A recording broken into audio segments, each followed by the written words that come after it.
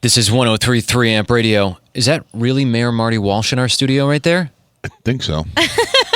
Mr. Mayor, the reason why we celebrate you is because that day, you remember the day when you declared this about our show? Oh. Hey, it's Mayor Marty Walsh. I hereby declare the TJ Show is not the worst show in Boston. Thank you for listening to 103.3 Amp Radio. You don't realize it, but that was a big turning point was. in our show's history. Yeah. Well, to not be the worst show. Yeah. Got the mayor on our side. Yeah. Mayor Walsh, we see you all over town. You're always visiting places. Even on the weekends. You're out. Yes. You're in the community. I've never seen a guy all over the neighborhood like you. Do you ever have downtime?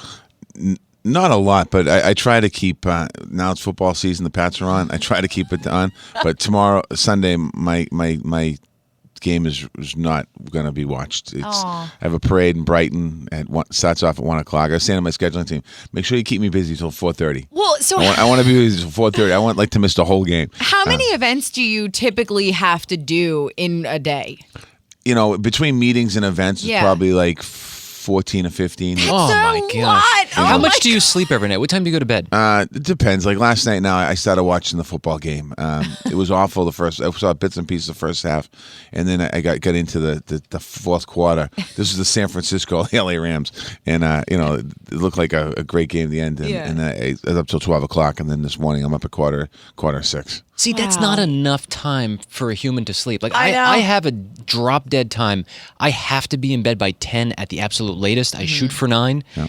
And if not, my entire day is ruined. I feel like you need more sleep. Yeah, I try. I try that, but you by the time you get home and get wound down, you watch a bit of the news, maybe throw on a little CNN. Last night there was no Red Sox on, so I was watching the football game, and then a few minutes of Seinfeld. Yeah, and then, then you're out. and then I go to bed. Now, I have to ask you the important issues here. You mentioned the Pats, and I know that you're a season ticket holder. Yeah. You've been a season ticket holder since 1994. For a long time. Oh, Yeah. cool. And you've been on multiple stages with Tom Brady. Everyone has a Tom Brady story when they get close enough to him to have one. What is your Tom Brady story? I don't know if I have a Tom Brady story. I just, he's just a cool cat. I mean, he's just, when you see him, nice guy, treats everyone the same. I've watched him off, not being on the center of Fenway Park and treating people. He's just such a nice person. I don't really have a good Tom Brady story yet. So as the mayor, do you feel that it's appropriate to try and get your number to him or get his number? Do you go for that move, or do you know that that's not cool? Oh, no, you just try it when you see him places. You see him places. Okay, so you don't want to exchange, like you don't want to be texting with Tom. I'm not, I mean, I don't know what we'll be talking about. Hey, Tom. I don't know. Like, you're kind of, you doing? celebs, so I just feel like you'd hang. I don't know. Well, I guess if he wanted to get in touch with you, he knows a guy he knows that how can to do it. find Yeah, you. he knows how to do it. I mean, there's been some athletes that I've gone back and forth with. Julian Edelman. We texted Julian, not a lot, but we, checked in with him on when he got hurt just to make sure he's okay.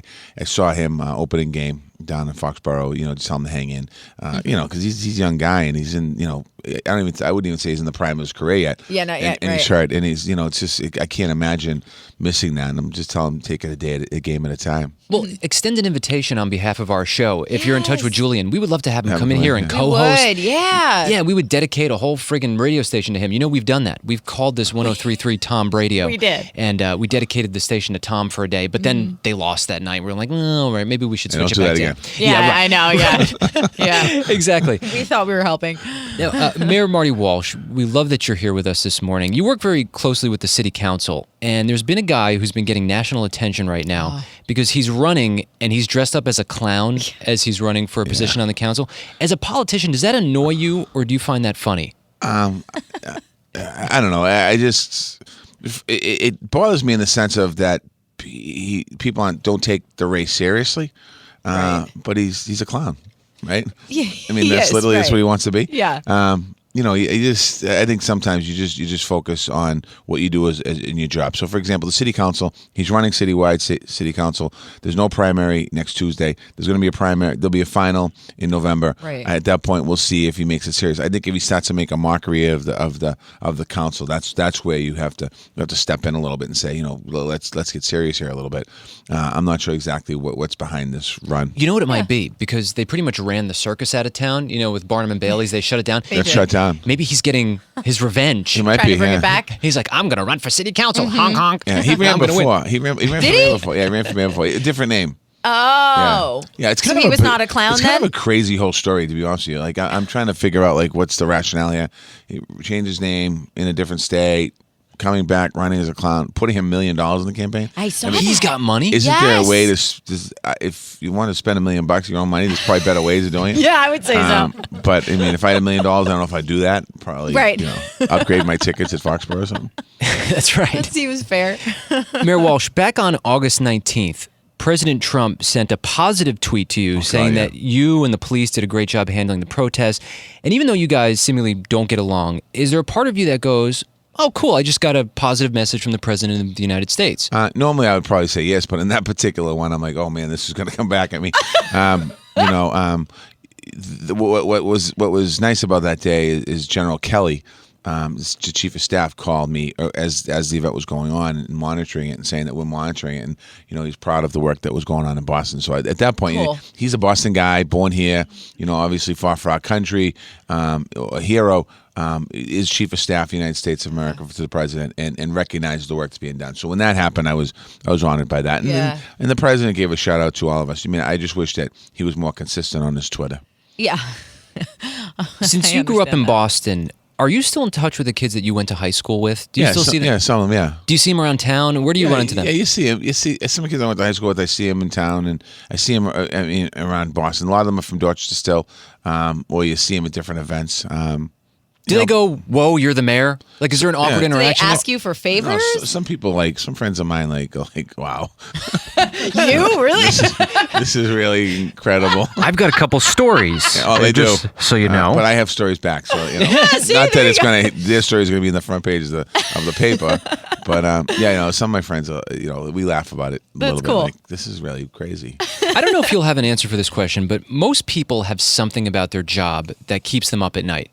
It could be a person, it could be a situation that might be out of their control. Is there anything that keeps you up at night regarding the city of Boston? I mean, the violence. I mean, when there's an act where somebody gets killed, I mean, that certainly bothers you. And worrying about that, making sure that Boston's a safe city. I mean, we're generally a very safe city. But it's, those when I get a phone call from Commissioner Evans or a text and I know something's up, I'm like, oh God, that's the one thing. Other than that, I mean, we can pretty much handle anything in the city. We get criticized and things, and we do things that are great. But that's the one piece that's tough. Yeah. Well, I can say as a dad and a husband, my wife Jess and I, we're always so grateful. We look around the city and we go, wow. Yeah. We're so fortunate that we get to raise a daughter in this community that is so safe for the most Yeah, part. you want to make sure every neighborhood's safe. I mean, there are some parts of Boston, certain individual streets that there's a lot of little kids on them, and there's some violence going on or potential violence going on, and we, in some areas we have too many guns. Kids have too much access to guns, and I mean that's an urban American problem, but when you think about it, you think about 15, 14-year-old that has access to a gun, that's way too young. Yeah. So those are the things that we have to continue to work at every single day. And those are the things that if anyone, what keeps me up would be that. Concerned about those young people. Well, thank you for all that you're doing. Yeah, because really. I think, as you said, generally it's one of the safest cities there is. Yeah, we're generally a very safe city in America, and but still, I mean, we still have work to do. We're going to keep working at it. Awesome.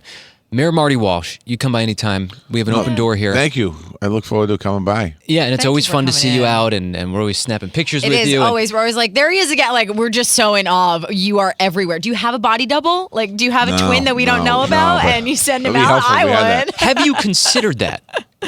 Have you considered hiring a guy that looks just like we'll you? have to find somebody. Yeah. Because we'll do it. We'll start I a would search. I would think in your position you probably could get away with it. Like a lot of times you just go up on stage and you wave and then you leave. It could be possible to pull that off. And how badass would that be? I've come across people that said that they've been mistaken for me, and like somebody go, hey, what's up? Like, Gotta laughing. hire 'em. Oh Yeah. yeah, it's good. I need a Be job. be nice to them. Be nice. That's it. No, seriously. Be right? nice, take the pictures, smile, whatever they want. Buy them the coffee, buy them a beer, whatever it is they want. Just be nice to them. Don't be Are mean. people? That's actually a good point. Are people constantly pulling you aside as you're walking through the neighborhood? Like, Mayor, I just got to ask you something, or I just want to talk to you about this. And does that annoy you eventually? No, you can't let it annoy you because that's my job. Yeah. I mean, even as a state representative, sometimes people come up to you and they'll have these requests that are for the average person. You think, oh my God, this is really not just not normal. But for them, it's the most important issue. So yeah, Right. my job is to interact with the public, and my job is to listen to people, whether they're complimenting me or complaining at me or giving me something that they want. That's my job, and that's what an elected official job is. And when people say, I don't like that, well, too bad. That's your job. I mean, Right. so if people want to come up and grab me, I mean, sometimes you're like, okay, enough.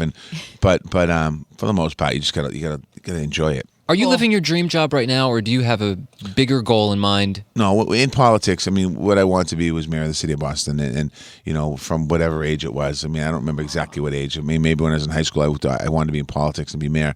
But it's an incredible opportunity. I mean, when you can, it's just you can help people. Yeah. You can do things.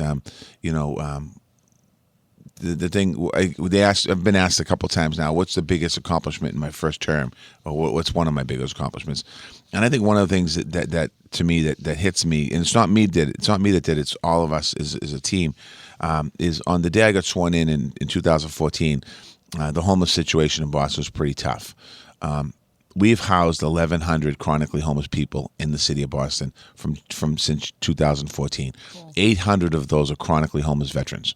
So when I think about accomplishment, I think about in the last 3 years, if I did nothing else, 1,100 people that were sleeping on the streets, under bridges, on cardboard boxes, are in a home in Boston today because of the work of the administration. And so when you think about the job and answering that question, are you living your dream job? Yeah, there's a lot of great things you can do in this job. Being a blessing to others. Yeah. And just trying to create opportunities and create and be there when that call is made. Make sure that happens. And one other thing is, before I go, and I know a lot of people listen to the show, and I'm not saying that they're having issues, but we also converted our 311 line. The 311 is the main phone number for the city of Boston into a recovery line as well. So, any parents that might be listening, or people out there, if you have family members struggling with booze or drugs, and you just don't know what to do, you can call 311 and we will tie you into counseling. That's another thing we did that wasn't existing before. And some people just are down on their luck, and they might listen to the radio because they're listening to songs and they're depressed or what have you. You call 311 and we can help you today. That's awesome. It's amazing what one person can do and how it can totally change your life. We were just interviewing Miss Pat, and there was one counselor who took the time to say, hey, you know what? Here's what I think you should be doing with your life. Social worker, yep. She's now a huge stand-up comic with an incredible career. She looks back on her life when she was growing up on the streets selling crack, and she can't even believe where she is. 2 kids by the age it's amazing. of 15. I mean, anybody's life can be turned around. Yes. And that's just like, what happens? People slip into depression and isolation, and sometimes you just need to just reach out for a little bit of help. Yeah. That's right. And people are willing to help, especially in this city. Thank Mayor you. Marty Walsh. Yeah, thanks for coming in. Thanks for coming by to the TJ Show. Enjoy the day.